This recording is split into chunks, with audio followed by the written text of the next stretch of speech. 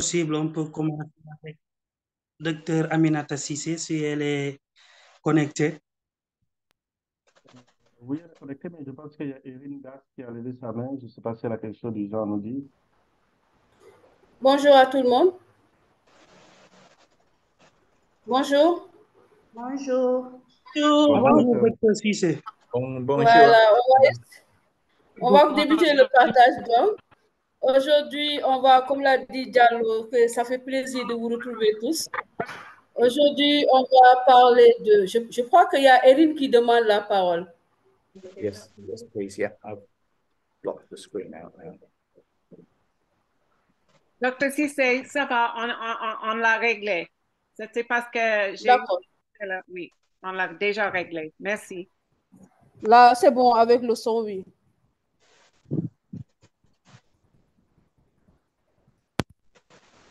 D'accord, bonjour à tout le monde. Aujourd'hui, comme l'a dit Diallo, on va parler de la communication en soins palliatifs. La communication, c'est comme on peut le définir, c'est la base de toute relation. La relation entre collègues, la relation entre conjoints, la relation soignant-soignant, la relation soignant-soigné. Et comme on le dit souvent aussi, les soins palliatifs, c'est d'abord la communication parce que vous allez débuter par une évaluation psychosociale de vos patients et l'outil même de cette évaluation psychosociale, c'est la communication. Je me représente, c'est Dr Aminata Cissé. Je travaille depuis un certain temps dans les soins palliatifs. Nous avons eu à être formés avec Mercyship, avec Hospice Ouganda. Et depuis un certain temps, on travaille ensemble pour présenter, pour promouvoir ces soins palliatifs en Afrique. Au décours de cette présentation, on nous demande, nos objectifs, c'est de définir d'abord les bases d'une bonne communication, de définir les stratégies qu'on doit mettre en place pour faire une bonne communication et aussi par rapport à l'annonce de la mauvaise nouvelle, suivre le modèle EPIS. On va commencer par une citation de Maya Angelou, qui est une écrivaine américaine. Elle nous dit « Il n'y a pas de plus grande agonie que de porter en soi une histoire non racontée ». Pour ceux qui sont sénégalais, d'habitude on dit naqar boko partagé dafay oyof. Littéralement traduit, ça veut dire quand on partage une peine, ça s'allège. Donc, d'où l'importance de communiquer d'abord avec nos patients, qu'il ait un espace pour parler. Une communication efficace est une compétence clinique essentielle et le fondement d'une prise en charge excellente et réussie de nos patients. Pour pouvoir prendre en charge nos patients, on a besoin de les connaître, de parler avec eux. Nous ne pouvons pas vraiment savoir ce qui se passe dans la vie des gens si nous ne leur parlons pas, si nous ne discutons pas avec eux. Qu'est-ce qu'une communication efficace? C'est un processus d'échange d'idées, de pensées, d'opinions, de connaissances et de données, de manière à ce que le message soit reçu et compris avec clarté et dans un but précis. Lorsque nous communiquons efficacement, l'émetteur, c'est-à-dire nous les prestataires de soins, et le destinataire, c'est-à-dire le patient et sa famille, se sentent satisfaits. Ici, on a fait un petit schéma sur la communication, le schéma de la communication de Shannon. On a, à chaque fois qu'il y a communication, il y a l'émetteur. Si nous prenons notre exemple, c'est le corps soignant, c'est vous, prestataire de santé. Le récepteur, c'est le destinataire, c'est-à-dire les patients ou les familles des patients. Le canal de communication, on dit que l'idéal, c'est que vous soyez en face de votre patient, pas au téléphone, pas via les réseaux sociaux, mais en face du patient. Le message, ça peut être, vous voulez juste lui parler, faire peut-être l'anamnèse, faire peut-être un interrogatoire, faire peut-être donner des résultats, ça c'est le message. Le code que vous allez utiliser, peut-être que vous allez juste lui parler avec le langage, vous allez peut-être dessiner pour lui montrer un peu plus. Il y a aussi les fuites, les bruits d'interférence. Ça veut dire que là, le cadre aussi compte quand vous faites une communication avec vos patients. Quand à côté, il y a des gens qui parlent, ou bien il y a à chaque fois quelqu'un ouvre la porte, quelqu'un referme, tout cela aura des interférences sur votre communication. Il y a surtout, et ce qui est très important en communication, il y a le feedback ou la rétroaction. À chaque fois qu'on parle avec quelqu'un, à chaque fois que nous parlons avec nos patients, on a besoin de savoir si eux, ils nous comprennent. Et s'ils comprennent, qu'est-ce qu'ils ont compris? L'émetteur, c'est-à-dire nous, prestataires de santé, avons besoin de savoir ce que le patient a compris et comment est-ce qu'il a compris et qu'est-ce qu'il a compris. Donc, le feedback est très important à chaque fois qu'il y a communication. Maintenant, quelles sont les bases pour une communication efficace?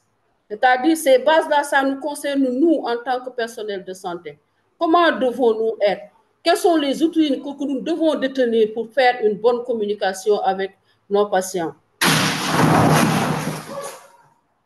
À chaque fois, quand on a, vous voyez ici comme communication, j'ai le toit qui vient de s'effondrer à côté de moi, donc ça va faire quelque chose sur la communication. Donc, les bases d'une bonne communication, de quoi est-ce que moi j'ai besoin pour faire une bonne communication? On me dit, il faut d'abord que je sois empathique.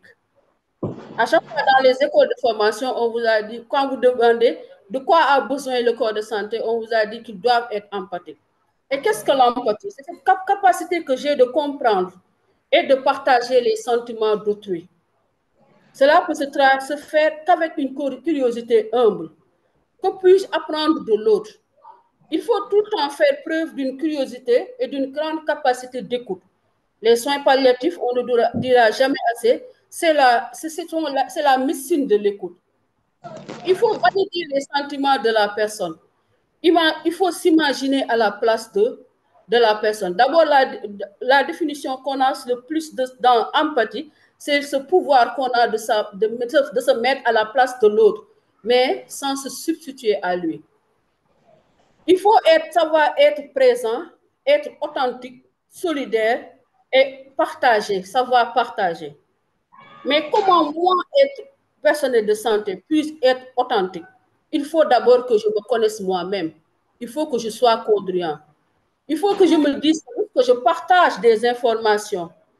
Je dois toujours garder à l'esprit que les expériences de vie du patient détermineront la façon dont il comprend et traite la situation. D'autant plus que ces mêmes expériences de vie détermineront nos façons de voir. Nos façons de voir à nous tous ici sont différentes parce que nous sommes tous différents. Il faut que j'accepte cette différence. Il faut que j'accepte que mon parcours de vie, mon éducation, ma langue, le pays où je suis né, ma race, le sexe, que je sois un homme, que je sois une femme, mes capacités et même mes conditions physiques vont déterminer qui je suis, vont déterminer ma façon de voir l'autre. Il me faut donc, en tant que personnel de santé, Dr. Miller, il faut fermer votre micro. Désolé. Désolé, merci. Je peux continuer? Oui.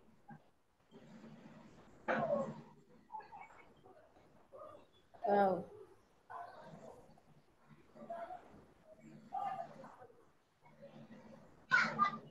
C'est bon. Donc, moi, en tant que personnel de santé, je dois faire une prise de conscience personnelle. Faire de sorte que ce que je pense, ce que je dis et ce que je fais soit en adéquation. C'est ce qu'on appelle être congruent. Je dois faire une prise de conscience sur moi-même. Ma capacité à percevoir, à comprendre les choses qui font de moi ce que je suis en tant qu'individu, y compris ma personnalité, mes actions, mes valeurs, mes croyances, mes émotions, mes pensées, mes préjugés. Par exemple, que je sois de telle ou telle religion, que je sois né peut-être dans une famille monogame, que je sois né dans une famille polygame, que je sois né que je vive avec mes parents, que je vive que je n'ai jamais connu mes parents, ma personnalité va différer, mes parcours de vie, ma façon de voir le monde va différer. Il faut que j'accepte tout cela pour moi-même, pour pouvoir aller vers l'autre et l'accepter dans sa diversité. Il faut toujours garder à l'esprit que les gens oublieront ce que vous avez dit. Mais les gens oublieront peut-être ce que vous avez fait, mais les gens n'oublieront jamais ce que vous leur avez fait ressentir.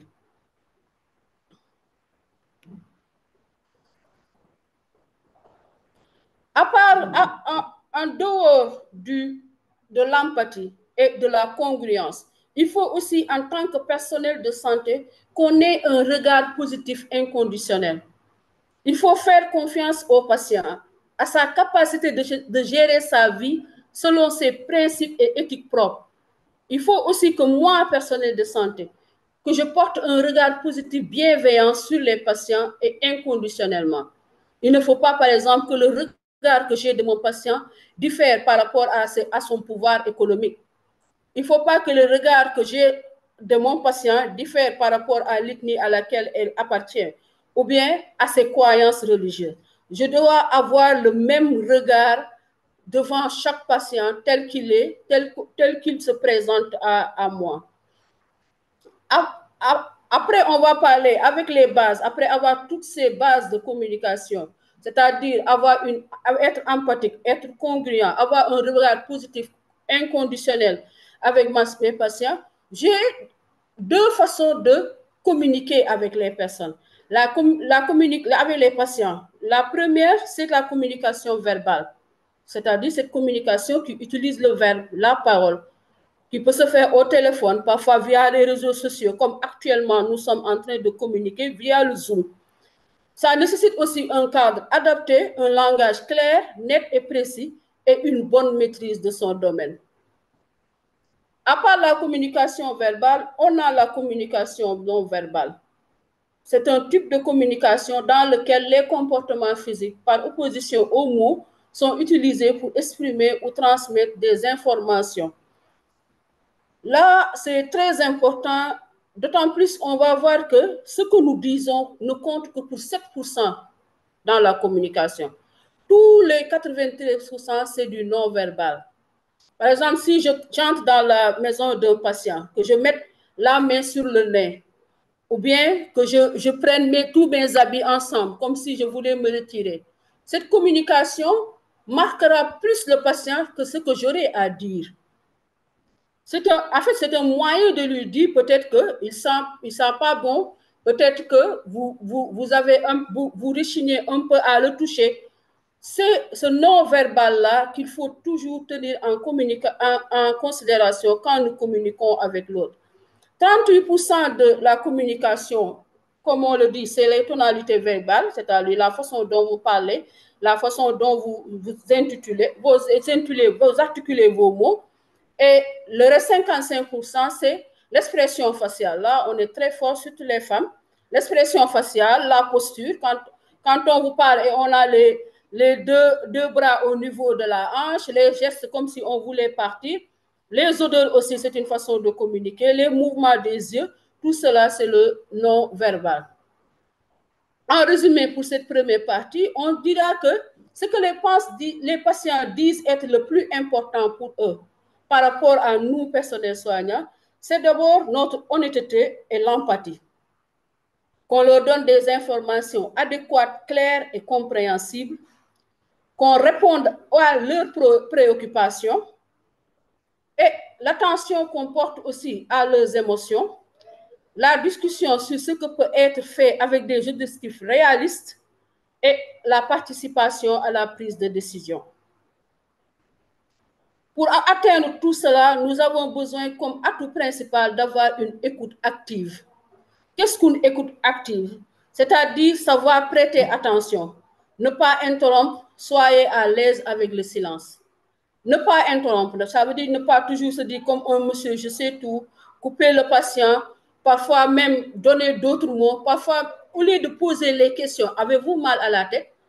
C'est différent de dire, vous n'avez pas mal à la tête, n'est-ce pas? C'est comme si vous lui imposez de vous dire non. Donc, il faut savoir aussi, il faut ne pas interrompre, retarder le jugement, ne pas juger le patient, réfléchir, clarifier certains mots. À chaque fois que vous discutez avec un patient, il faut lui poser les questions, les reposer, les reformuler et surtout savoir s'il a bien compris, qu'est-ce qu'il a compris. Savoir à la fin résumer vous-même tout ce qu'il a dit, ça lui permettra de savoir si il avait, vous, ça vous permettra de savoir si lui ou non, il a bien compris. Et enfin de partager les informations, partager les idées, partager parfois la conduite à tenir ultérieurement. Donc, pour chaque communication, on doit avoir la règle des 80-20. Le prestataire de santé écoute 80% du temps et parle 20% du temps. Le patient parle 80% du temps et écoute 20% du temps. Moi, je pense que j'ai fait le contraire. Maintenant, qu'est-ce qui nous inquiète dans cette communication? Par exemple, si on avait ouvert le micro, on va se rendre compte que beaucoup de personnes ont comme principale préoccupation l'annonce d'une mauvaise nouvelle. Le fait de dire à un patient peut-être qu'on ne peut plus rien faire, ou bien sa situation s'est empirée, c'est ce qui nous pose de plus problèmes dans notre communication de tous les jours. Qu'est-ce qu'annoncer une mauvaise nouvelle? Les mauvaises nouvelles ont été définies comme toute information susceptible de modifier profondément et de façon péjorative la vision qu'a le patient de son avenir. Quand vous annoncez une mauvaise nouvelle à un patient, vous changez sa vie. Vous le mettez parfois et le plus souvent dans une période de deuil. Et qu'est-ce que le deuil? D'habitude, nous, quand on parle de deuil, on parle de perte, de décès, que ce soit un ami, que ce soit un parent, que ce soit un conjoint. Mais le fait aussi de perdre un organe, le fait de perdre un membre, le fait de perdre une faculté, le fait même de perdre un rêve, un objectif, ça c'est un deuil. Imaginez, vous avez des rêves sur 30 ans. Vous faites un infarctus aujourd'hui. Vous allez ramener vos rêves à 10 ou 5 ans. Parce que vous allez vous dire, est-ce que je vivrai après? Et vous allez faire le deuil de tout ce que vous avez voulu faire pour 30 ans. Vous allez faire votre maximum, vous allez changer le cours même de votre vie. Donc, ce patient à qui vous annoncez cela est en deuil en fait.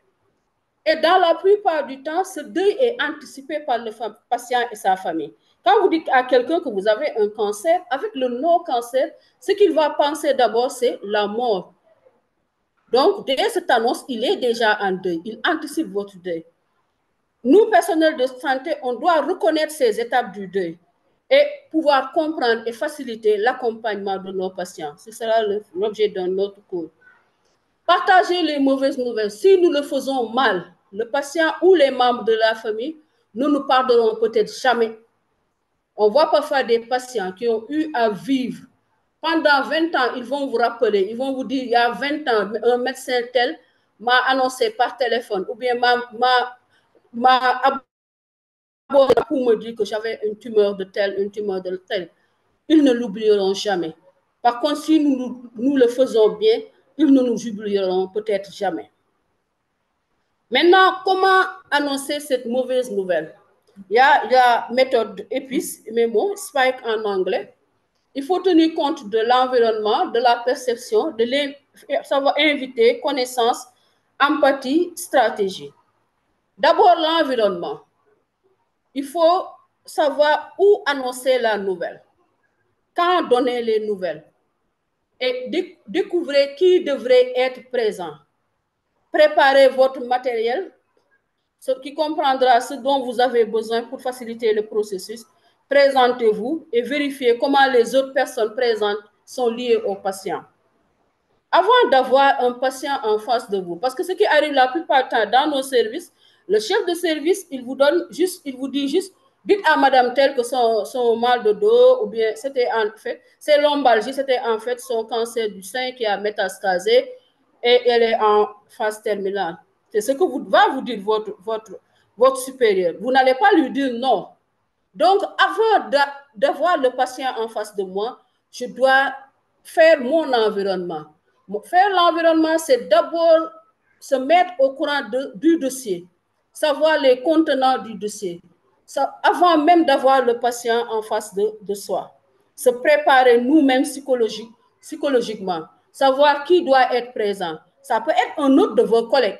Savoir aussi si le malade est accompagné et est-ce qu'il veut que l'autre soit présent, quelqu'un d'autre soit présent quand vous donnez la nouvelle, quand vous annoncez cette nouvelle. Donc, l'étape 1 est très importante, c'est-à-dire l'environnement et aussi où le faire dans un cadre calme, peut-être rien que vous deux. Mais si vous êtes dans un couloir, tout le monde passe, ou bien si vous êtes dans votre bureau, à chaque 1 minute, 2 minutes, quelqu'un ouvre, quelqu'un ferme, ou bien si à chaque 1 minute, vous prenez votre téléphone, non, tout cela, il faut que le malade se sente concerné, qu'il sente que vous êtes là pour lui. Après l'environnement, il y a la perception. Il s'agit d'évaluer le niveau de connaissance du patient. Je pense que là, vous avez l'importance, vous voyez l'importance quand vous avez visionné la vidéo que Esther avait mis dans le groupe. Il faut d'abord savoir qu'est-ce que le patient sait de sa maladie. Qu'est-ce qu'on lui a dit? Vous serez surpris de voir certains patients venir faire 10 ans dans les couloirs et ne pas savoir leur propre diagnostic. Il faut d'abord leur demander dans quelle mesure pense-t-il que la maladie est grave? Et parfois, nous-mêmes, accepter le déni qu'un patient séropositif qui est sous antirétroviraux vienne vous dire qu'il ne sait même pas de ce qu'il souffre ou vous dire qu'il n'est pas malade. Il faut accepter le déni et ne pas affronter la situation à ce stade. Après aussi, l'étape 3, c'est demander au patient ce qu'il veut connaître. S'il veut connaître les détails de son état de santé ou de son traitement. Quelle quantité d'informations le patient veut-il? Accepter aussi les souhaits du patient. On ne doit pas venir et faire une déclaration devant lui. Vous êtes atteint de tel. Il faut savoir, est-ce qu'il a le pouvoir d'accepter? Il faut attendre en un mot l'invitation de lui. L'étape 4, la connaissance. C'est partir du connu vers l'inconnu. Donner un coup de sémence. Donner l'information étape par étape. Essayez d'être clair et concis. Évitez les jargons. Vérifiez la réception et clarifier, par exemple, est-ce que je fais 100? Répétez les points importants. Être à l'écoute des préoccupations des patients. Inviter des questions. Inviter des questions, ce qu'on ne fait pas d'habitude. Il faut savoir ce que le patient veut. Parce que parfois, vos préoccupations peuvent différer par rapport à ce que veut le patient. L'étape 5, l'empathie. On en a parlé tout à l'heure comme l'une des bases même d'une bonne communication. Aborder les émotions du patient avec des réponses empathiques. Reconnaissez tout choc et demandez-leur ce qu'ils pensent ou ressentent. Écoutez et explorer l'expression des sentiments du patient. Permettre les silences, accepter ces silences. Permettre aussi l'expression de l'émotion sans critiquer. Quand vous avez un monsieur devant vous, à qui vous donnez d'annoncer une mauvaise nouvelle, s'il se met à crier, s'il se met à pleurer, il faut l'accepter. Il ne faut pas lui dire, soyez un homme, tout ça. Non, non, il a besoin de faire sortir ce qui lui fait mal. Et enfin, mettre en place des stratégies. Démontrer une compréhension de la liste des problèmes du patient, élaborer un plan ou une stratégie et l'expliquer. Ce plan, vous l'élaborez ensemble. Et se préparer aussi au pire et espérer pour le meilleur. Il faut savoir, vous ne venez pas vous donner des informations, d'autant plus que cette information, elle n'est pas bonne. Vous le donnez à votre patient et vous lui dites revenez dans 3 mois. C'est comme si vous lui disiez revenez, peut-être en 3 mois, je ne vais plus vous revoir. Il faut des stratégies. Définir avec lui un plan de suivi. Identifier d'autres sources de soutien pour le patient et les intégrer. Il faudra aussi tenir en compte, vous êtes en soins palliatifs, vous êtes dans une approche holistique. Donc, il faudra trouver du soutien. Qui peut parler mieux que vous à votre patient? Peut-être le religieux va avoir beaucoup plus de résultats que vous. Peut-être le psychologue va plus avoir de résultats que vous. Peut-être même qu'un de vos collègues va avoir plus de résultats que vous. Donc, il faut identifier ces sources de soutien pour le patient et les intégrer à votre conduite à tenir. Invitez des questions. Donnez à votre patient le temps de vous parler, de vous dire ce dont il a besoin, ce qu'il attend de vous. Et s'il pose des questions pour sa maladie, il faut savoir y répondre. Parce qu'on l'a dit tout à l'heure, c'est d'abord ce dont vous avez le plus besoin pour être efficace avec vos patients, c'est d'abord votre professionnalisme. Il faut savoir ce qu'on fait. Expliquer ce qu'il peut attendre prochainement. Donc, c'est toujours dans la suite des perspectives. C'est la méthode EPIS, ce sont des mémos, en anglais c'est SPIKE. C'est une façon de plus pour nous de faciliter l'annonce de la mauvaise nouvelle. Je vous remercie et on va discuter peut-être avec Bintou Faye, on va beaucoup plus élargir. Merci beaucoup. Merci, Dr Cissé, pour cette brillante présentation. C'est très clair et c'est très explicite. Merci beaucoup. Je pense qu'on peut commencer les discussions. Ceux qui veulent poser aussi des questions, vous pouvez poser des questions.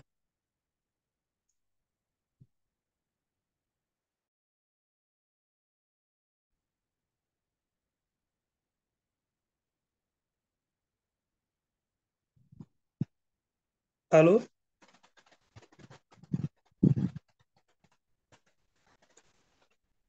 J'aimerais, bonsoir. J'aimerais savoir si les gens, il y a une question là. Attends.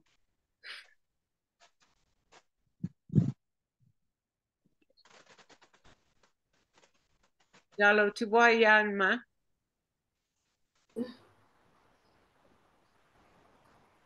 Je pense qu'il y a Tchoté qui lève la main. Oui. Allô? Bonsoir, docteur. Bonsoir. Oui, merci beaucoup pour l'exposition, vraiment, elle est vraiment claire.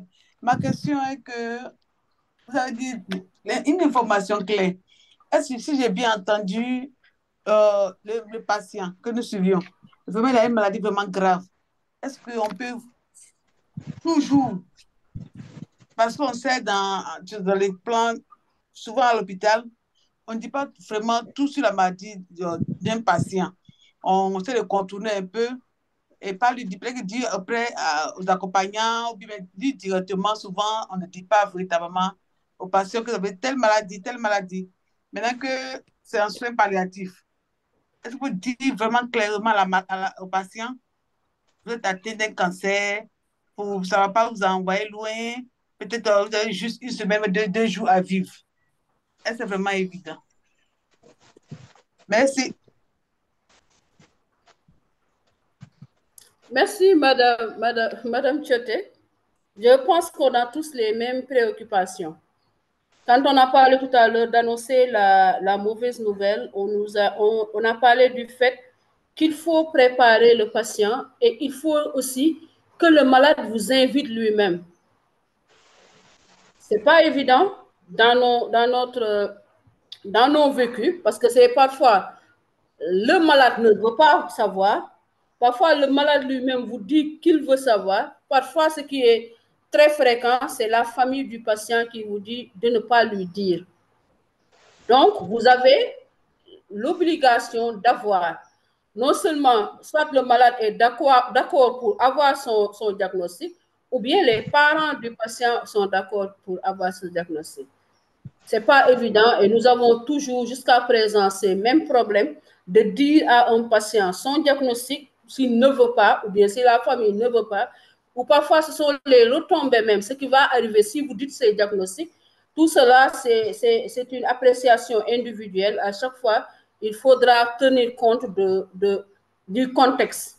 Du moins, moi, c'est ce que je fais. Je tiens compte du contexte. Par exemple, un patient ne va pas, quelqu'un qui prend en charge un patient ne va pas me dire, je ne veux pas que mon malade sache qu'il a telle pathologie, ou bien le malade lui-même vous dit, si mon tuteur sait que j'ai telle pathologie, il ne va plus me prendre en compte. Là, tout ça, vous avez besoin de prendre ça en considération. Donc, il n'y a pas une seule réponse pour tout le monde. Il faudra vous-même faire une enquête psychosociale, savoir qu'est-ce que le malade est prêt à entendre, qu'est-ce qu'ils sont prêts à écouter.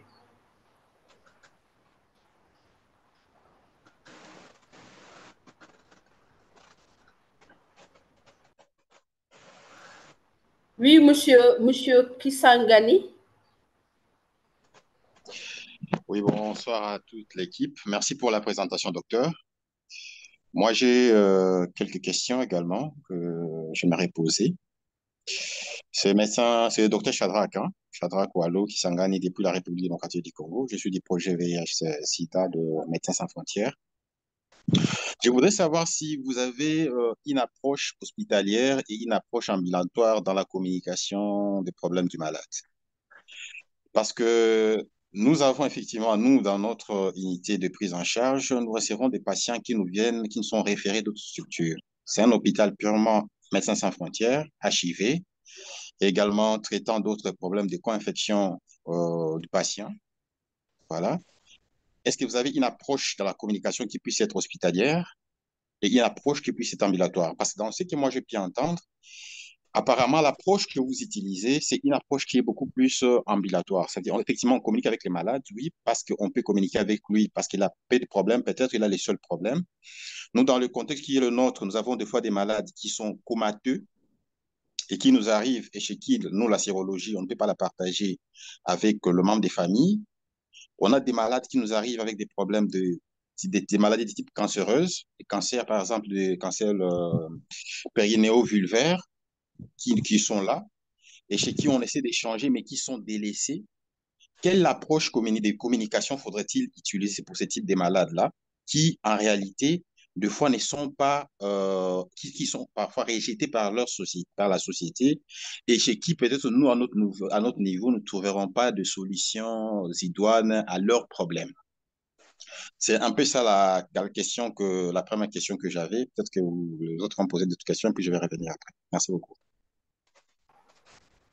Merci beaucoup, merci docteur. Je vois un peu le contexte. En fait, quand vous avez un patient pour la première fois, surtout quand vous avez un patient en soins palliatifs, vous faites d'abord ce qu'on appelle anamnèse. Et dans cette anamnèse en soins palliatifs, vous avez besoin de faire une enquête sociale. De quoi est-ce que votre patient a besoin?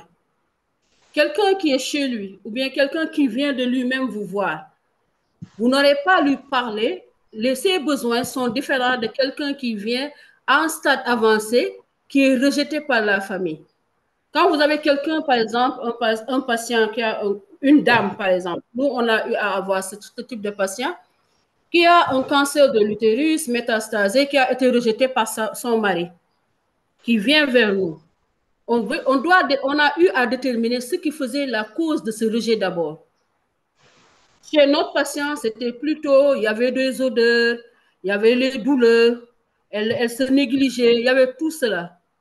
Les conseils qu'on a eu à lui donner, c'était plutôt des conseils de nursing. On l'aidait à peut-être à ne plus avoir cette odeur qui était répulsive. On l'aidait aussi à avoir un peu plus confiance en lui. On lui redonnait espoir. C'est-à-dire que tout patient qui vient vers vous, vous aurez une façon de communiquer avec lui ou avec elle qui va être différente. Quand vous avez un patient dans le coma, peut-être que vous aurez le temps de venir lui prendre la main, lui parler, parfois faire un bon nursing avec lui pour éviter peut-être les escales. Parfois, cette approche-là va être différente de quelqu'un qui vient. C'est une façon de communiquer tout cela. Ça va être différent de quelqu'un qui est venu pour sa pathologie. C'est différent de quelqu'un qui est venu. Vous allez peut-être lutter. C'est pourquoi c'est un travail d'équipe. Vous allez lutter pour l'isolement qu'il y a avec votre patient. Vous allez lutter peut-être sur le plan corporel, pour les odeurs, pour peut-être les plaies qu'il aura, etc. Tout dépend de ce que l'enquête va vous donner. Qu'est-ce qu'il a d'abord? Votre position ou votre façon de communiquer va être différente selon les pathologies que vont vous présenter vos patients. Maintenant, par rapport aux annonces aussi, comme on l'a dit tout à l'heure, ça va être très délicat d'en parler. Il faut attendre son invitation parfois. Et parfois, l'invitation ne vient jamais. Beaucoup ne veulent pas entendre ou bien ne veulent pas écouter. J'aimerais bien qu'on vous redonne la parole pour savoir qu'est-ce que vous pensez de ce qu'on vient de dire. Et est-ce qu'on a répondu à la question que vous posez? Oui, je pense que vous avez répondu à la question, mais ça reste beaucoup plus complexe hein, chez les patients qui sont hospitalisés et, qui ont beaucoup de comorbidités. C'est beaucoup plus complexe d'équité de soins palliatifs. Voilà. Parce que nous, effectivement, nous avons un côté ambulatoire qui est là, effectivement, qui suit certains patients, par exemple, qui ont je donne par exemple une patiente qui a le LAM, un cancer de sang, voilà, mais avec des moyens assez limités et qui ne revient que souvent pour de transfusion à l'hôpital. Les soins sont gratuits, effectivement, tous les soins sont gratuits, c'est pas payant. Mais par contre, vous voyez que c'est avec cette patiente, donc effectivement, on parle avec elle, mais on sait effectivement la douleur dans laquelle elle continue à vivre et la difficulté pour laquelle elle ne pouvait pas se répondre à son besoin de maladie qui la gangrène carrément. Et donc, pour moi, c'est un peu ça la complexité de parler du palliatif pour ce type de patients. Mais également, par exemple, pour la personne dont je parlais des cancers vulvo-périnéal, par exemple, au stade très avancé, pour lequel on ne sait pas, effectivement, quand le malade te demande est-ce que je peux guérir, docteur?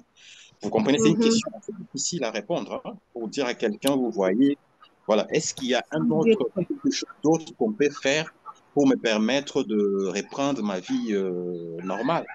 Vous voyez, c'est assez complexe de répondre à ces types de questions-là. Effectivement, ce sont des communications mais pour lesquelles la réponse pour nous, le médicaux, et je pense même pour d'autres équipes, hein, nurses comme les accompagnants kinés, les autres qui nous accompagnent, et les conseillers psycho-éducatifs, qui sont des questions assez difficiles à répondre, vous voyez. Et c'est un peu ça. Effectivement, nous disons, peut-être que pour certaines choses, il faudrait voir d'autres types de spécialistes, mais vous allez l'orienter où, au moment où ces types de patients sont dans le rejet total de leur famille, ou de fois même qui n'ont pas de famille ni d'accompagnement, de membres d'accompagnement. Donc, ça reste beaucoup plus complexe. Et voilà pourquoi j'ai posé ma question dans ce sens-là, d'avoir notre profil peut-être de type hospitalier pour les patients. Vous, dans votre association, je vous loue bien, c'est bien.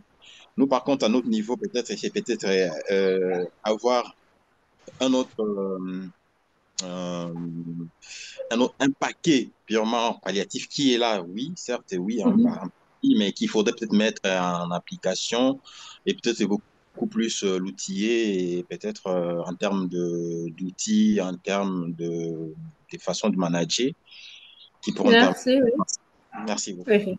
Merci beaucoup. En fait, nous, peut-être la chance qu'on a ici, dans ce type de patients, c'est d'avoir eu peut-être une collaboration, je parle de notre expérience personnelle, une collaboration avec certaines autres associations. Par exemple, je peux donner ici au Sénégal l'exemple de la LISCA. Ils ont créé des groupes de parole où des femmes qui ont eu à avoir différentes pathologies cancéreuses se retrouvent une fois par mois. Les nouveaux diagnostiqués, les anciens, tout le monde se retrouve. Ils organisent parfois ils préparent un repas, parfois ils font de petits goûters et ce sont des groupes de parole. Tout le monde parle de comment ils vivent la maladie. Les anciens parlent comment est-ce qu'ils ont vécu. Ça donne des exemples au nouveau. Parfois, ça leur donne des espoirs. Et ce qui est très important, ou peut-être nous, on ne voit pas trop l'importance, nous qui sommes actifs, mais quand quelqu'un qui souffre voit un autre qui a été dans la même situation, ou bien quand il voit quelqu'un qui vit pire que lui, ça le ramène un peu. Et ce qu'on constate, c'est que moi, quand je suis allée la première fois en tant qu'encadreur, le premier mercredi où je suis allée, j'ai vu certains qui étaient dans un état vraiment délabré, qui ne se laissaient aller. Mais au 3e, 4e rendez-vous, j'ai vu qu'ils avaient commencé déjà à changer physiquement et mentalement. Parfois, ils reprenaient espoir. Ils avaient un rendez-vous, ils avaient quelque chose à faire, ils avaient d'autres, ils s'étaient créés une autre famille. Quand quelques en parlaient, vous sentez que c'était pour eux une manière de revivre en fait. Je me dis que peut-être avoir ces associations aussi, ça peut vous aider, ça peut vous soulager. Et comme on l'a dit, ce sont C'est un travail d'équipe. Une seule personne ne peut pas faire le travail. Vous avez besoin de tout le monde et parfois, il faut savoir déléguer. Votre collègue peut s'y connaître, pas même s'y connaître. Vous pouvez avoir les mêmes connaissances, mais il a plus d'aptitude à faire certaines choses que vous. À chaque fois, je pense que c'est quelque chose aussi sur quoi on peut compter.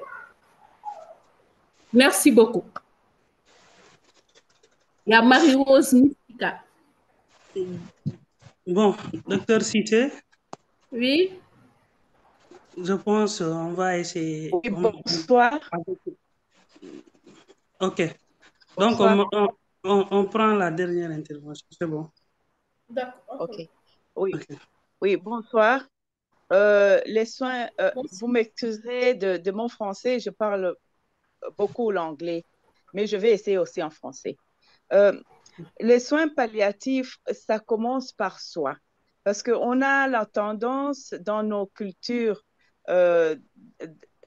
personnelles de résoudre nos propres problèmes en voyant un patient. Je suis ce que le docteur vient de dire, que c'est difficile de parler de quelque chose, d'une maladie qui ne va pas guérir. Si vous, dans vous-même, vous avez déjà cette conception que vous ne pouvez pas parler, ça sera difficile de l'expliquer aux patients ou bien de trouver un moyen de le faire. C'est une expérience. Ça commence par soi. C'est comment dire, c'est un voyage que tu dois faire d'abord toi-même, comme le docteur a dit qu'elle elle a eu une expérience personnelle. Ça passe déjà chez soi. Tu dois d'abord passer dedans et c'est empathie que ça va venir avec le temps. Et puis, dans la culture médicale qu'on a, on est là pour guérir. Le concept de palliatif, les soins palliatifs, c'est comme si c'est nouveau dans beaucoup des hôpitaux et dans beaucoup de pays. Je viens de la Zambie. Et c'est aussi un concept nouveau. On est là, les médecins, le corps médical, pour guérir. C'est ça déjà le concept. Mais maintenant, il y a des choses qui ne guérissent pas, il y a des maladies qui ne guérissent pas. Et ce n'est pas facile maintenant de remettre en question tout ce qu'on a étudié pour guérir et de maintenant de savoir qu'il y a des choses qui ne guérissent pas. Et ce n'est pas pour cela que je dois me sentir que j'ai pas pu le faire, j'ai perdu la bataille ou j'ai pas fait ce qu'il fallait faire. C'est ce que je voulais dire. C'est vraiment, ça commence par moi et ça va sur les patients. Merci. Merci.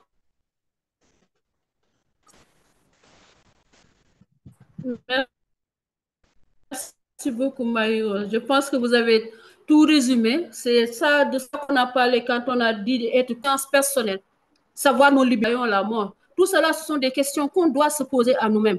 Comme ça, ce sera facile d'y répondre. Parce que parfois, c'est nos peurs qu'on rejette sur l'autre. Si moi, j'ai du mal à accepter ma peau qui est noire, si je me dépigmente, est-ce que je peux me mettre devant un patient et lui dire, voilà les risques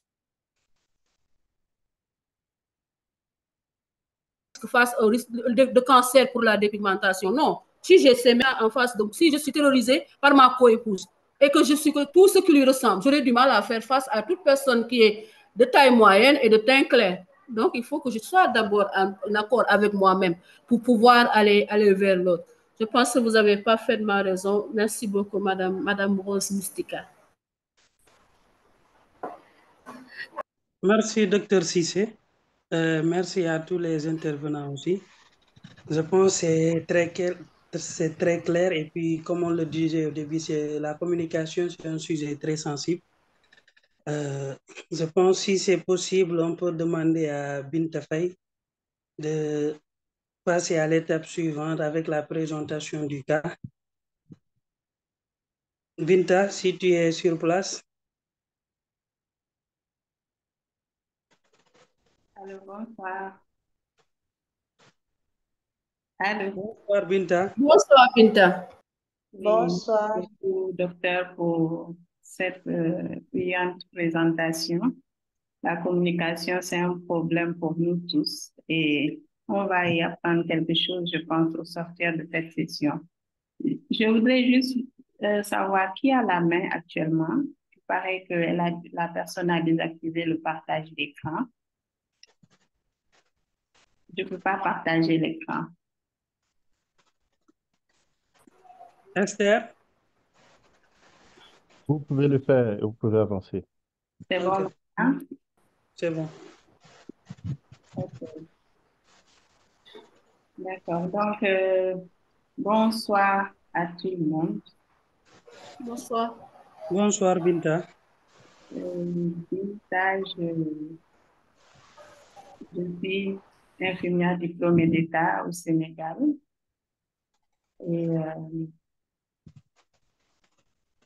je vais faire aujourd'hui l'étude de cas. Je vais certainement me retrouver avec les gens qui sont ici. Vous voyez mon écran? Non. Malheureusement pas. Vous pouvez cliquer sur le bouton en vert et puis le premier écran à gauche, vous dupliquez. Le premier écran à gauche. Oui. Dupliquer. Voilà. Okay. Je pense que je vais y arriver. C'est bon? Non, non. Est-ce que vous avez cliqué en bas sur le vert? Oui. À gauche, là, il y a écran. Vous double-cliquez sur l'écran. Voilà. Bravo. Merci. Vous voyez, les soins palliatifs, c'est du travail d'équipe. Donc, ensemble, on y arrive toujours. Merci beaucoup, Monsieur Connard. Alors, comme je disais, on va faire ensemble l'étude de cas. Donc, j'y vais directement. Alors, bon.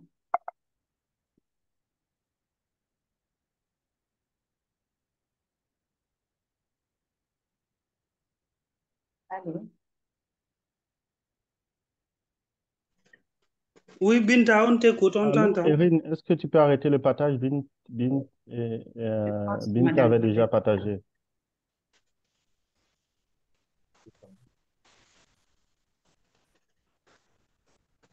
Donc, merci. Alors, comme d'habitude, hein, nous allons nous poser quelques questions pour notre étude de cas. Alors, Binta, est-ce que... Bon. Oui. La première question, c'est quelles informations doivent être partagées avec les patients et leurs familles? Je m'excuse si je n'ai pas salué l'assistance et on vous remercie tous de votre participation. Alors, on était à la première question. La deuxième, que faire si le patient ou sa famille nous demande de cacher le diagnostic? Je pense qu'on a déjà même commencé à parler de ça. C'est un réel problème en communication dans les soins palliatifs. Pourquoi les prestataires de soins de santé hésitent-ils à partager le diagnostic ou le pronostic avec les patients et leurs familles? Est-il important que les patients et les familles sachent la vérité? Pourquoi ou pourquoi pas? Donc ça, ce sont les questions que nous allons essayer de garder en tête pendant que nous parcourons notre étude de cas cet après-midi. Merci, Erin. D'accord. Donc, notre cas d'aujourd'hui, c'est une femme âgée de 34 ans. Quand on recueillait cette étude, elle était à son deuxième semestre de grossesse avec une masse maxillaire gauche. C'était en septembre 2022 et la première biopsie a été faite le 4 avril 2023 et ça a révélé une lésion fibro-osseuse bénigne.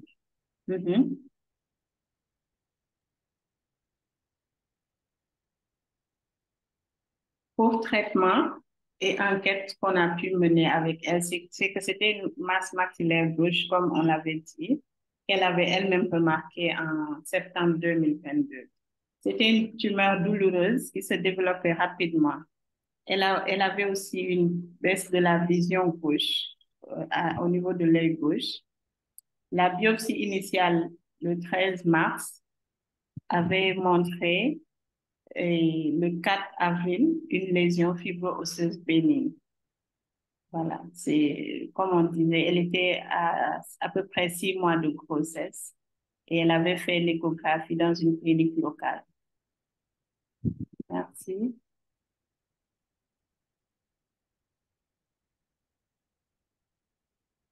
Alors, elle a été reçue par les aumôniers de Mercy Ships qui avaient conseillé une intervention chirurgicale parce que la tumeur risquait de l'étouffer et ça devenait une menace réelle. Le 27 avril, la patiente a subi des interventions chirurgicales avec Mercy Ships. Les tissus obtenus ont été mis en examen et on a diagnostiqué un ostéosarcome riche en cellules géantes.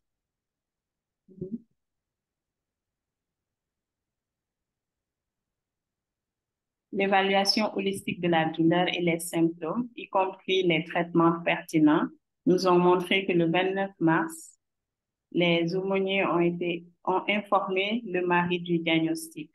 C'est alors que le mari demande que sa femme ne soit pas informée parce qu'il a peur que cela ait un impact sur la santé de sa femme et sur l'enfant à naître. Donc, dernièrement, elle a été hospitalisée en août dans un hôpital de la place ici à Dakar et elle a suivi la césarienne. Donc, quelques semaines après la césarienne, elle a commencé des séances de chimio.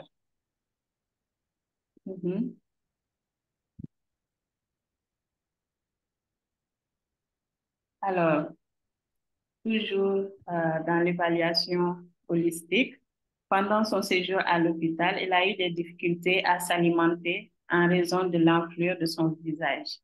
L'équipe médicale a décidé d'insérer une sonde nasogastrique qu'elle a elle-même finalement retirée parce qu'elle ne le supportait pas. Il y avait un petit pot d'eau à côté de son lit et on lui donnait de petites cuillerées de temps en temps. Elle a eu sa deuxième séance de chimio le 26 septembre.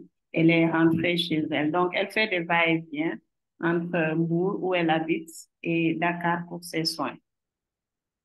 Oui.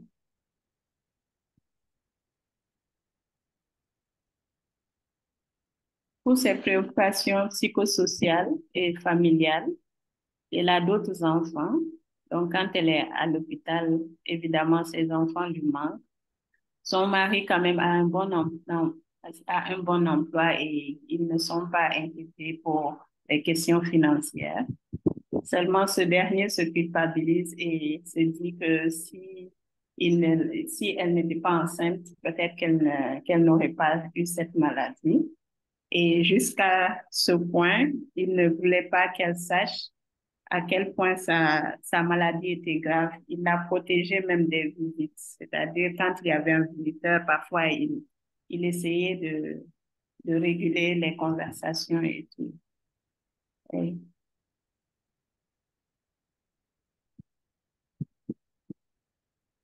pour la communication, elle-même ne peut pas communiquer correctement à cause de la tumeur à l'époque. Donc, comme on a dit, son mari aussi intercepte certaines communications et il parle au nom de sa femme et aussi, à chaque fois, il dit qu'il ne reçoit pas assez d'informations sur l'état de sa femme, sur l'évolution, les traitements. Voilà.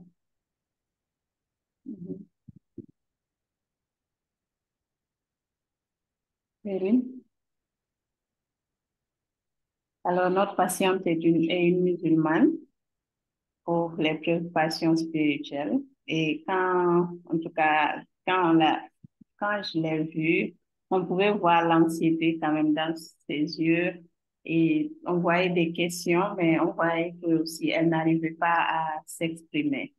Mais on ne sentait pas qu'elle était déprimée. Elle tenait le coup. Oui.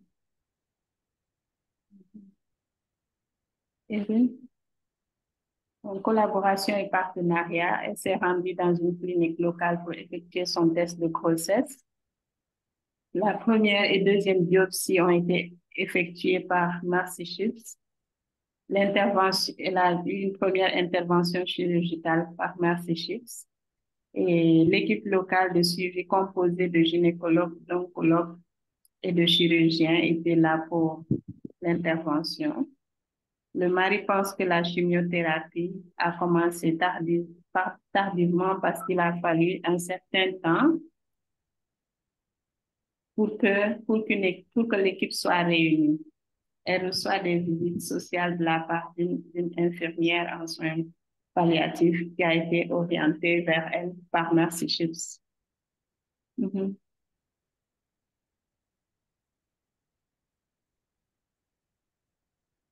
Alors, comme résumé de cette affaire, nous avons une jeune mère qui est atteinte d'un sarcome à croissance rapide à la mandibule. Elle n'est, bon, pour la petite histoire, après son intervention, son mari lui a demandé, elle dit que pendant les visites, on lui a fait comprendre qu'elle avait un cancer. Mais avant l'intervention, elle n'avait aucune idée de son diagnostic. Donc, c'est toujours son mari qui connaît son diagnostic, mais veut lui cacher cela. Après l'intervention qu'elle a su, le mari continue de lui dire que c'est vrai, ils disent que tu as un cancer, mais c'est pas grave. Avec la chimio, ça va finir par guérir. Donc, lui, quand même, se plaint toujours qu'il n'a pas assez d'informations de l'équipe médicale. Oui. Alors, on revient encore à nos questions.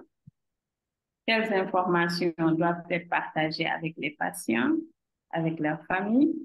Que faire si le patient ou sa famille, comme dans notre cas, le mari nous demande de ne pas parler à la concernée de son diagnostic?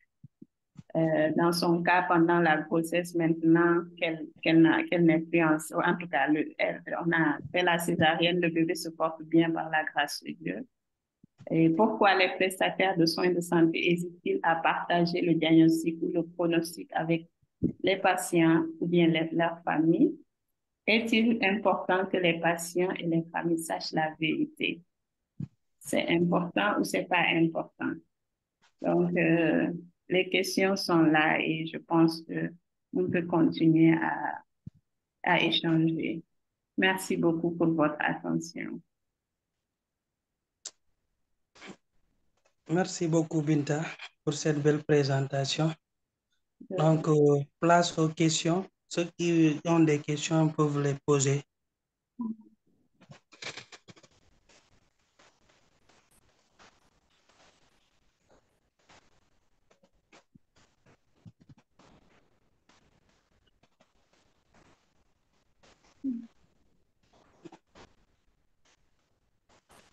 Abdurrahman, vous avez Madame Hélène Curie qui lève la main. Bonsoir à tous. Peut-être que c'est une question bête, mais Binta, est-ce que tu sais pourquoi ils ont donné le diagnostic au mari et pas à la patiente?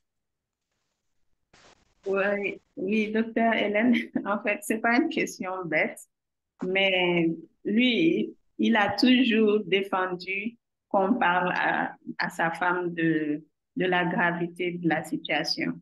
Bon, avant, c'était à cause de la grossesse, mais maintenant, en tout cas, je pense que en tant que son autorité dans notre culture, dans des situations comme ça, lui, il préfère recevoir les informations. J'imagine, je ne sais pas, peut-être que d'autres ont une autre idée, mais j'imagine que c'est ce qui se passe. En fait, je demande parce que moi, j'ai ma propre expérience culturelle et c'est tout à fait le contraire. Chez nous, c'est toujours le patient qui est informé. Et puis, c'est au patient de décider qui sont les membres de la famille qui sont informés ou pas, etc. À moins que ça soit un enfant en bas âge ou quelqu'un qui a la démence, qui est dans le coma, etc. On ne parle jamais à la famille sans passer par le patient. Maintenant, je sais que ce n'est pas la même chose ici, mais je pose la question, même selon la déontologie qu'on nous enseigne à l'école de médecine, qu'est-ce qu'on enseigne ici au Sénégal, en fait? Que dit la loi même sur le secret médical et tout ça? Merci beaucoup, docteur. Peut-être je retourne la question à docteur Aminata. Docteur, est-ce qu'elle nous suit? Oui, je vous suis, Binta. C'est vrai que ce que dit Madame Docteur Hélène, normalement, le patient est en mesure de savoir ce qui se passe. C'est à lui qu'on doit en parler. C'est elle qui doit déterminer qui et qui doivent être là. Mais dans nos réalités à nous, c'est le mari, en fait, qui est responsable de son épouse. D'habitude, c'est le tuteur, les habitudes habituelles. C'est au tuteur qu'on parle. C'est parfois, ici, c'est le mari, mais il arrive parfois, c'est le grand frère ou celui qui est chef de famille qui vient vous dire, je ne veux pas que ma soeur ou bien mon frère, mon père sache son diagnostic. Et la plupart du temps, c'est ce qui se passe, on ne leur dit pas ce qu'ils ont. C'est dans la réalité du terrain, c'est ce qu'on remarque le plus souvent. Ici, c'est un mari, c'est l'autorité. Même son épouse, si vous lui demandez, elle vous dira tout ce que mon mari pense ou ce qu'elle veut, c'est ce qu'on va suivre. Dans la réalité du terrain, ce dont on est confronté tous les jours. Merci. Binta? Oui. Il y a Marie-Claire qui demande est-ce que la patiente pose des questions? La patiente a des difficultés pour communiquer. Elle n'arrive pas à parler parce que la tumeur est au niveau mandibulaire, était au niveau mandibulaire. Après qu'on a fait la chirurgie, pour le moment, je n'ai pas eu à lui parler. J'ai essayé d'échanger, mais c'est toujours le mari qui parle au téléphone. Donc, elle a des difficultés pour parler. D'accord. Et franchement, son mari fait un barrage, quoi. C'est-à-dire, il ne laisse pas trop accès aux gens vers sa femme. Donc, c'est assez difficile de communiquer avec la femme, en fait. Binta, il faut aussi dire que le cas qu'on a ici, c'est que le mari, il est trop présent, il est là. C'est lui ce qui va peut-être vous poser beaucoup plus de problèmes, c'est que lui, il s'occupe très bien de sa femme. Il l'amène au rendez-vous, il lui fait les chimiothérapies, il fait tout pour elle. Donc, le jour, on a un peu peur quand vous allez à l'encontre des décisions du mari. Il peut tout simplement rejeter à la femme ou vous la laissez vous-même vous débrouiller entre guillemets. Parce que c'est un problème très délicat qu'on a avec ce patient et cette patiente et son époux. Oui, il y a beaucoup de mains levées. On va peut-être... Diallo, vous avez la liste devant vous, oui. Oui, il y a une nouvelle question. Il y a Dr Dassouza qui demande sur quelle base le corps médical a informé la patiente sans la présence du mari. Après, elle donne son avis en disant que le mari peut réagir négativement, surtout qu'il a les moyens financiers. Bon, on n'a rien, en tout cas jusqu'ici, on communique avec elle selon ce que le mari veut. Hein. Donc, on n'a rien fait sans l'accord de son mari. Donc, ce qu'il dit après rejoint un peu ce que le docteur venait de dire, que si on va à l'encontre de ce qu'il veut, peut-être qu'il peut tout simplement nous laisser gérer le cas. Alors, c'est un cas délicat, je trouve. Ouais. C'est vrai.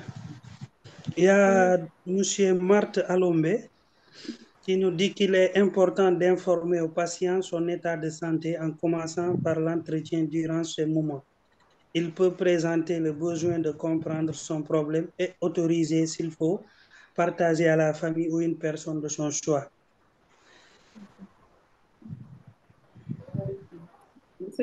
Diallo, excusez-moi, mais il y a beaucoup de personnes qui lèvent la main. Diallo, s'il vous plaît. Ce que je voulais juste peut-être dire, c'est qu'on essaye d'être un peu bref, comme il y a beaucoup de gens qui veulent dire quelque chose. C'est un sujet assez important, donc que chacun essaie de penser aux autres. On va essayer de tirer le maximum. On y va. Docteur, il faut m'aider un peu là. Je ne vois pas les mains, je ne sais pas qui lève les mains. D'accord. Docteur Mélan Cisa, s'il vous plaît. Je suis là. Merci beaucoup et merci pour la présentation du cas qui illustre la complexité même du partage de l'information, le partage de mauvaises nouvelles, comme on a dit. C'est franchement un cas complexe, mais moi je pense aussi, comme vient de le dire mon ami, il est toujours important de fournir des informations sur le diagnostic et sur le pronostic. Bon, j'ai vu que à propos du cas, il y a des équipes multidisciplinaires, des gynécologues, des oncologues qui, en tout cas, devraient fournir assez d'informations à la patiente qui, même si elle ne parlait pas, elle parvient quand même à comprendre. La complexité dont je parlais, c'est la manière de le faire. Et ça, c'est là où vont intervenir toutes les connaissances là qu'on vient d'apprendre. Donc, c'est comme si j'avais répondu à la dernière question de l'importance de la vérité sur la maladie. Mais je crois avoir entendu que la maman aussi aurait des échos comme quoi elle a un cancer après la chirurgie. Je ne sais pas si j'ai bien saisi. Quelle maman? La patiente, la malade. Oui, puis quand l'équipe est venue pour la visite, apparemment, ils l'ont mis au courant. Elle a dit qu'elle sait qu'elle aurait un cancer après la chirurgie. Oui. Je pense qu'il faut passer à l'action et voir comment informer, comment accompagner le deuil, entre guillemets, comme vous l'avez dit. Voilà. Bon, je fais rapidement pour donner la place aux autres. Merci beaucoup pour le partage du cas. C'est très important. Merci, docteur. Il y a M. Shadrach Wallo. Merci beaucoup également pour la parole. Moi, effectivement, moi, j'ai quand même quelques inquiétudes. Mais mon inquiétude, c'est effectivement, docteur Chiza venait de l'évoquer maintenant. Imaginez une patiente, je pense que la patiente, elle est intellectuelle. Je dis, je pense bien, je ne sais pas par rapport à son niveau d'études. Mais dans la majorité des cas, il y a des gens qui vont sur Internet. Aujourd'hui, le monde d'antan et le monde d'aujourd'hui est assez très, très différent. Et donc, les gens peuvent facilement partir chercher l'information sur Internet et en savoir beaucoup plus. Et voilà même le sens pour moi, c'était de l'informer de sa maladie. Effectivement, pendant la période de la grossesse, c'est la période la plus difficile. Mais par exemple, après son accouchement, je pense qu'il serait important de lui partager son problème de santé. Et peut-être de le partager autrement parce qu'on peut pas dire qu'elle ne parlait pas, oui, mais si elle est intellectuelle, qu'elle peut communiquer par écrit, c'est peut-être lui laisser du papier, un stylo, lui demander ce qu'elle ressent parce qu'elle entend, elle peut écrire sur du papier, elle peut donner des éléments en faveur, voilà, des choses comme ça. Et aussi peut-être lui expliquer différemment. Peut-être c'est pas lui dire directement que peut-être tu as un cancer à ce stade avancé ou des choses comme ça, mais par contre, lui expliquer que le problème est là, voilà quelque chose qu'on met en place pour le traitement. Surtout que les antimitotiques sont des médicaments qui sont trop toxiques. On peut les dire, la chimiothérapie, c'est la chose la plus difficile à supporter parce que ça a d'autres effets secondaires et que le malade le ressent en réalité. Maintenant, si on ne lui informe pas son problème, je pense qu'à notre niveau, effectivement, c'est quelque chose sur lequel on devait repenser et revoir. Et surtout qu'on l'a lui informé en posteriori, mais cette fois-ci, d'une façon peut-être, moi je dirais peut-être qu'il serait peut-être beaucoup plus tard. Peut-être qu'il ne savait pas qu'il avait un cancer, on lui tient un cancer maintenant après, et vous voyez ce que ça fait. Et pour moi, je comprends l'attitude de son mari. Dans les cultures africaines, c'est assez complexe parce que des fois même, on pense que certaines maladies sont liées à certaines choses, entre autres. Et voilà, je pense que les limites de son mari pour partager, pour que les autres s'acquièrent de la situation de sa femme seraient expliquées par ça. Mais moi, je pense, à notre niveau, nous, en tant que médicaux, comme il y a une équipe multidisciplinaire, il faudrait lui parler de son problème, il faudrait parler à son mari du nombre de séances de chimiothérapie qu'il devait recevoir. Il fallait lui parler des effets secondaires qu'il pouvait ressentir. Je pense qu'il fallait lui parler du pronostic par rapport à son problème. Je pense qu'à ce niveau-là, c'est vrai qu'elle a des problèmes, elle, mais aussi son mari. Il pourront comprendre et voir soit une lueur ou bien comprendre ce qui pourra arriver après. Même si on ne pouvait pas les dire verbalement directement comme ça, mais ils pouvaient peut-être les comprendre. Merci beaucoup. Je laisse la parole aux autres. Merci beaucoup. Madame Catherine Richardson. Merci beaucoup pour la présentation. C'est un cas très intéressant. Et je veux ajouter quelque chose. C'est que quand il y a quelqu'un avec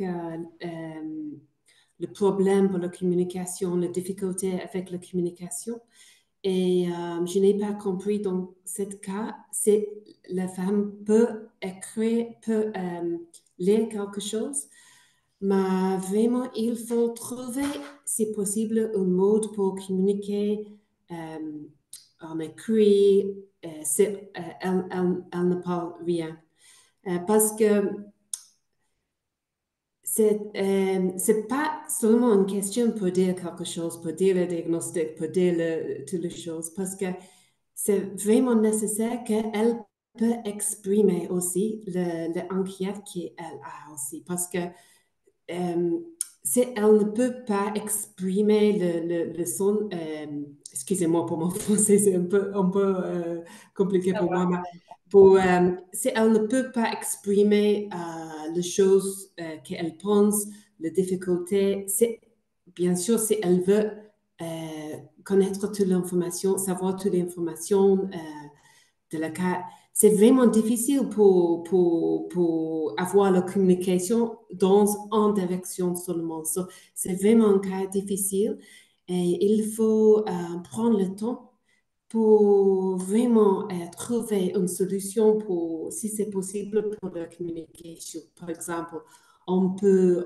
donner le dexamethasone pour 5 jours. Je ne sais pas si le gonflet de les yeux sont diminuer un peu, elle peut écrire, je ne sais pas, mais il faut vraiment, si c'est possible, trouver une possibilité pour la communication dans les deux directions. Ce n'est pas seulement en direction. Merci beaucoup. Merci. Merci beaucoup. Monsieur Cédric Mafou.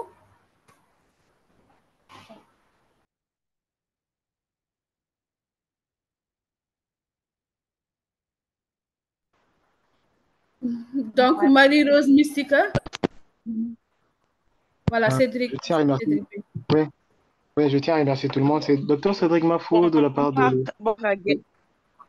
Allô? Bonsoir. Oui, on vous entend. Oui, je disais, c'est Dr Cédric Mafou de la part de Projet SIDA MSF Kinshasa. Je disais ceci. Je tiens d'abord à remercier la présentation de docteur pour le cas. Il y a un problème c'est un problème culturel. D'entrée de jeu, d'abord, le mari se culpabilise parce que si nous suivons bien le cas, on se rend compte que le mari dit, il y a un point où il il se culpabilise un peu. Il se dit comme si c'est de sa faute que ça, c'est à cause de sa grossesse, à cause de la grossesse qu'il aurait donnée à sa femme que ce cancer serait arrivé entre guillemets. C'est d'abord un problème culturel. C'est d'abord, il faut d'abord, concernant le processus de l'annonce de la nouvelle, il faille que le psychologue essaie un peu d'échanger avec le monsieur. Si je comprends, mais il essaie de cacher la nouvelle parce qu'il se voit comme s'il est coupable. Or, il n'est pas coupable. La maladie est différente de sa grossesse. Voir un peu l'environnement, à mieux l'expliquer pour mieux cerner d'abord la chose. Et puis de là, on pourra voir les différentes étapes. Il pourra permettre à ce que la femme soit informée. C'est d'abord ça le goulot d'étranglement de toute cette affaire. C'est tout ce que je peux dire. Merci.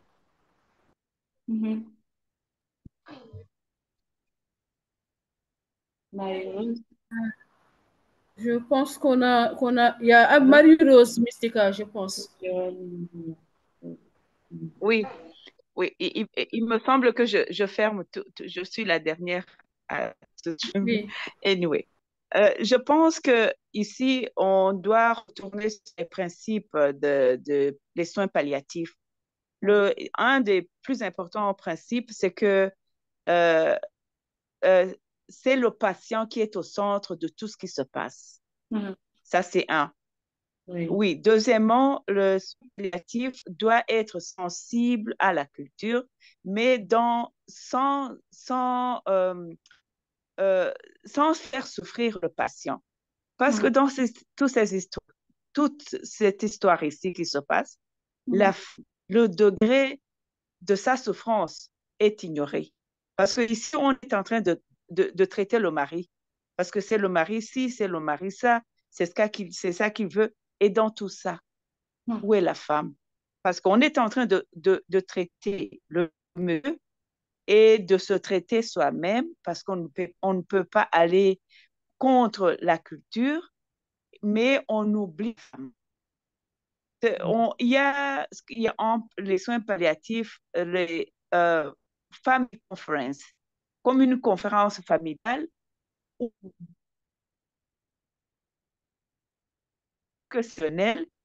où on doit avoir un moyen de parler au mari et qu'il devrait de le faire comprendre que celui qui est malade, c'est la femme, bien sûr, c'est son mari, mais la femme a le droit de savoir ce qui se passe et d'exprimer ce qui se passe en elle.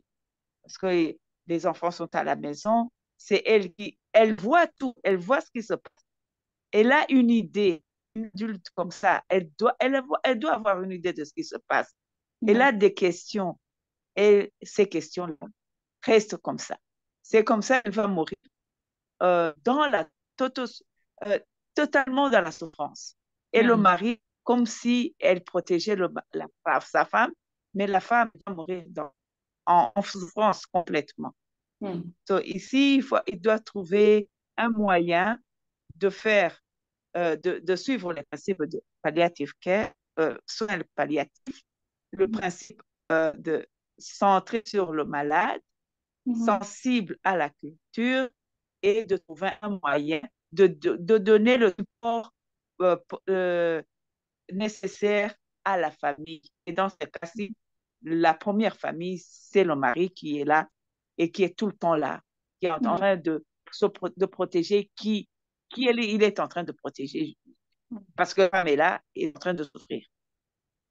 Merci. Merci. Merci beaucoup. Diallo?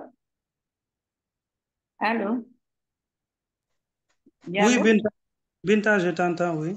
Oui, je voulais ajouter peut-être 2 phrases. Je ne sais pas si le temps va nous permettre encore de prendre d'autres personnes. Donc, l'une des choses, c'est que, en tout cas, moi, quand je vois ce cas et tout ce qui a été dit, même avec la dernière personne qui vient d'intervenir, en fait, je pense qu'au niveau communication, on a un double travail à faire. Je pense d'abord que dans cette histoire, il faut qu'on travaille sur le mari. Quelqu'un a même parlé de psychologue. Il a un problème lui-même qu'on doit gérer. Et je pense si on arrive à l'éduquer lui-même, à lui faire comprendre ce qui se passe, à lui faire trouver sa place et à lui expliquer l'importance de la communication avec sa femme, je pense que ça peut aider. Donc, ça, c'est la première chose, c'est pour ne pas durer. L'autre chose, c'est que cette semaine, j'ai eu à suivre une discussion autour des soins palliatifs où les gens ne parlaient même plus du patient au centre des soins, mais on parlait même du patient comme faisant partie de l'équipe médicale. C'est-à-dire, on le prend lui-même, il fait partie de cette équipe. On discute tout avec lui et lui aussi prend des directives et des décisions comme chaque partie de toute cette équipe médicale. Donc, c'est les 2 choses que je voulais ajouter. Je ne sais pas. Je retourne la parole. Peut-être qu'il y a encore un peu de temps pour quelques discussions. Oui. Il nous reste quelques minutes. On peut laisser les intervenants. J'avais vu une main levée là. Docteur Marthe Alomé. D'accord. Docteur Alomé, Docteur vous Marthe avez la Alomé.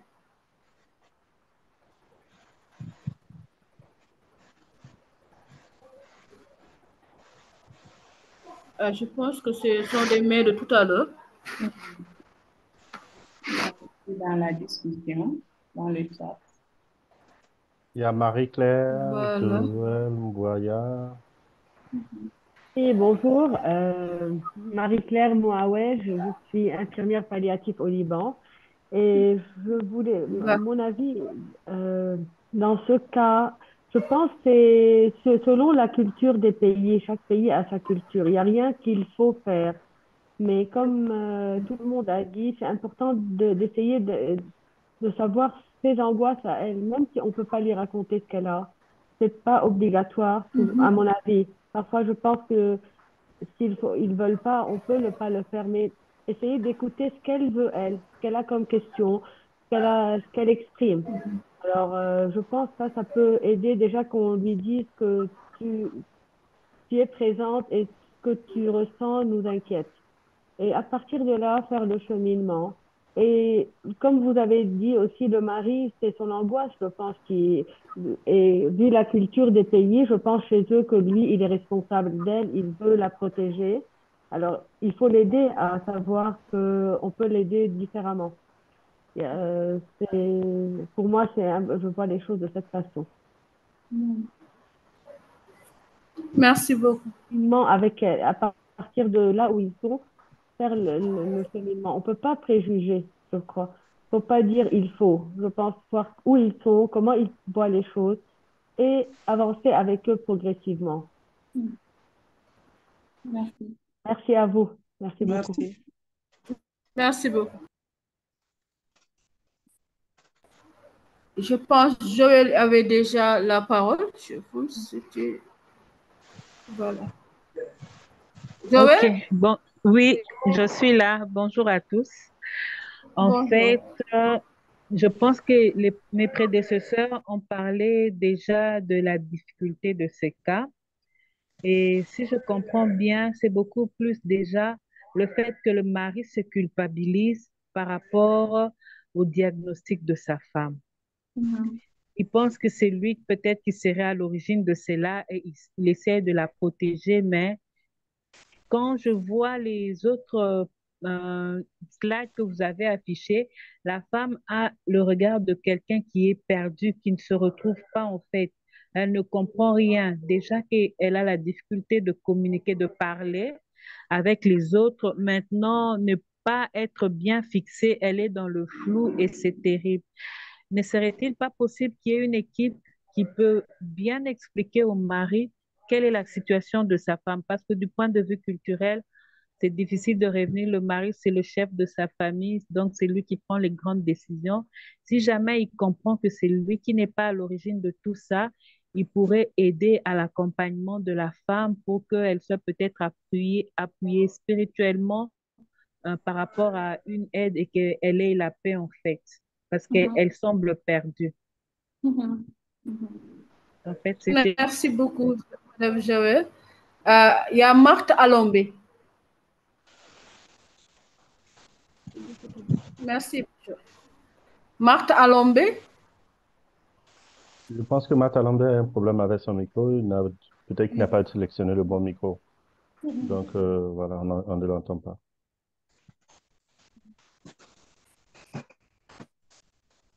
Il y a Marie-Rose Mystica.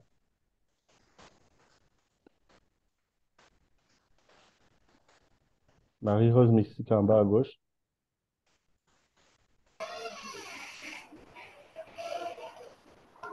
Oui, je suis là. C'est ça la complexité des soins palliatifs parce que ça va au-delà du corps qu'on peut toucher et qu'on peut voir et qu'on peut mesurer.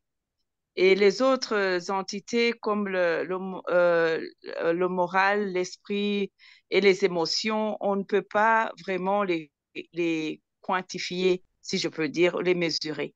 Mais dans cette situation-là, tout cela sont aussi,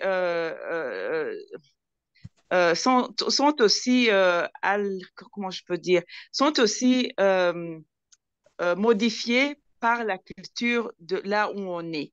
On peut voir l'anatomie, tout le monde a la même chose, mais ces autres entités-là sont à la merci des cultures et des traditions de la religion ou là où on est.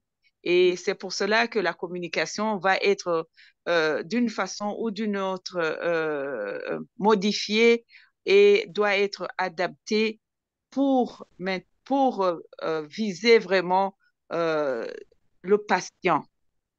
Parce que celui qui est malade, c'est le patient. Et si le patient n'est pas tenu en compte, comme dans ce cas-ci, parce qu'on fait la chimio, mais peut-être qu'on ne comprend même pas ce qui se passe avec elle.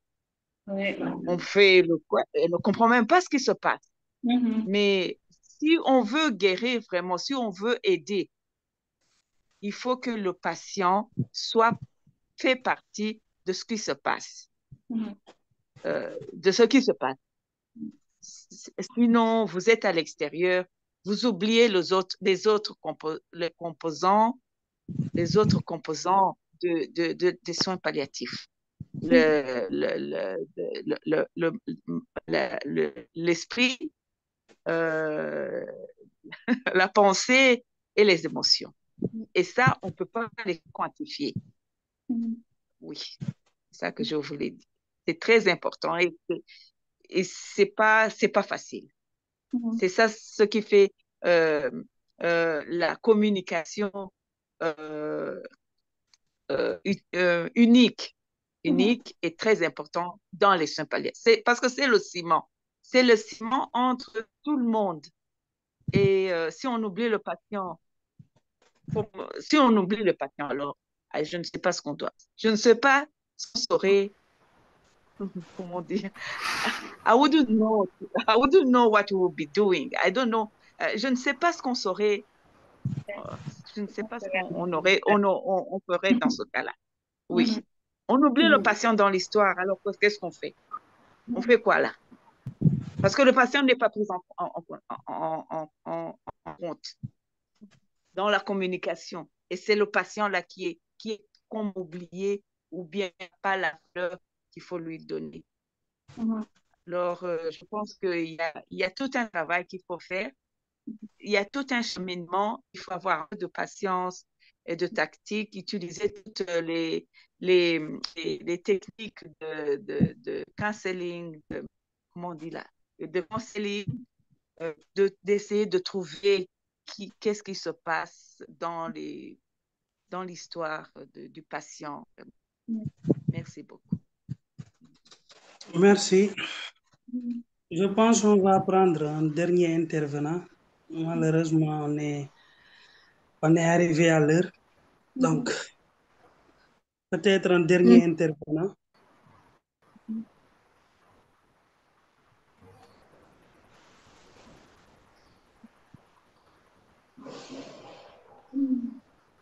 Je pense que peut-être dans le chat, je pense qu'il y a Erin qui avait dit quelque chose, ou Esther. Oui, j'aime beaucoup ce que Marie a dit parce que il faut d'abord se connaître, il faut connaître soi-même, mais c'est très possible que cette femme ne veut pas savoir ce qu'elle a. C'est possible, hein? Donc, c'est pour ça qu'il faut toujours poser la question, qu'est-ce que vous voulez savoir? Parce que nous pouvons dire qu'il faut lui dire, mais c'est à elle à décider, n'est-ce pas? Bien sûr.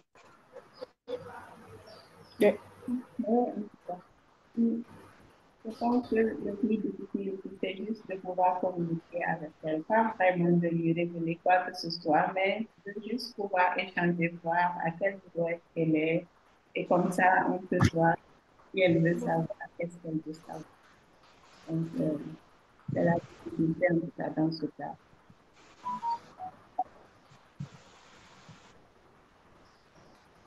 Excusez-moi, Bita. J'ai envie de vous poser la question, qu'est-ce que pour vous ça changerait pour la patiente de savoir son diagnostic par rapport à son état actuel? Qu'est-ce que ça changerait? Oui, en tout cas pour moi, comme je venais de le dire, le plus important, ce n'est pas qu'elle sache le diagnostic, juste de pouvoir communiquer avec elle. C'est-à-dire qu'il n'y ait pas ce barrage, qu'il n'y ait pas cette double communication.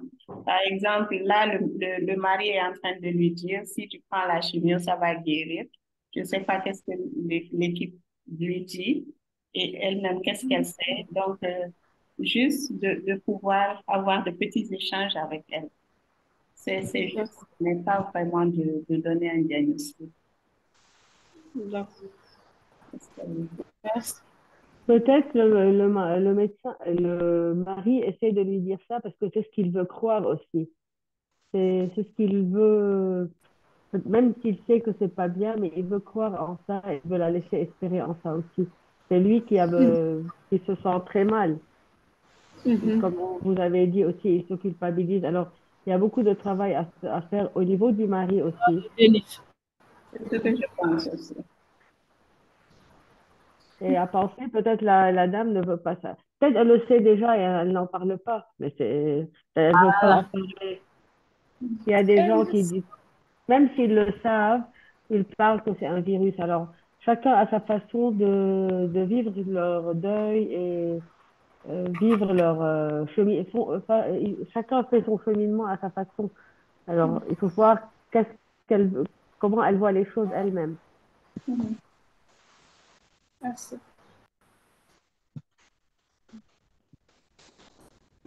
Bon.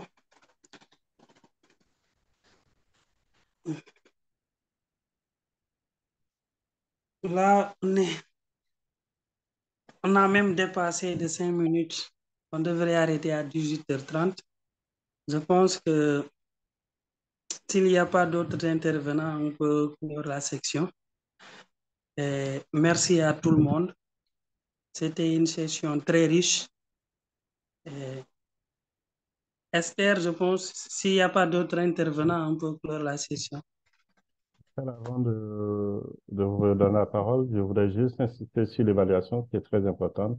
Erin l'a copié dans le chat. Si vous pouvez vraiment cliquer là-dessus, évaluer notre session, c'est très, très important pour nous, pour vous permettre de vous donner des sessions de qualité. C'est juste vous cliquer, en 2 minutes, vous avez fini d'évaluer. Cela peut vous permettre de recevoir des certificats. Donc, n'oubliez pas de cliquer dans le chat ici et aussi dans le groupe WhatsApp. Vous avez aussi l'évaluation que vous pouvez juste cliquer en 2 minutes, simplement 2 minutes pour nous permettre de, comme on l'a dit, d'améliorer nos sessions. Je vous remercie.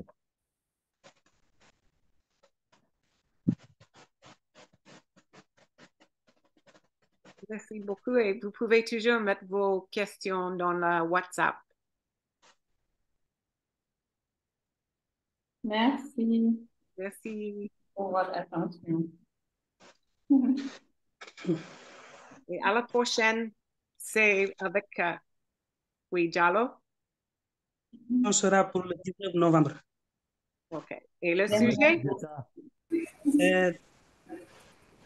Le sujet, ça sera sur l'auto-soin pour les travailleurs de la santé, fournissant des soins palliatifs. C'est important. Okay. C'est la dernière session. Oui, ça sera la dernière session avec Binta. Non. Ou bien c'est pas avec toi? Non, c'est pas. Merci beaucoup. Donc, Esther, tu vas planifier, Inch'Allah. OK, merci. Merci à tout le monde. Merci à tout le monde. Merci beaucoup. Bonne soirée. Bonne soirée, merci. À la prochaine. Bonne soirée. Au revoir.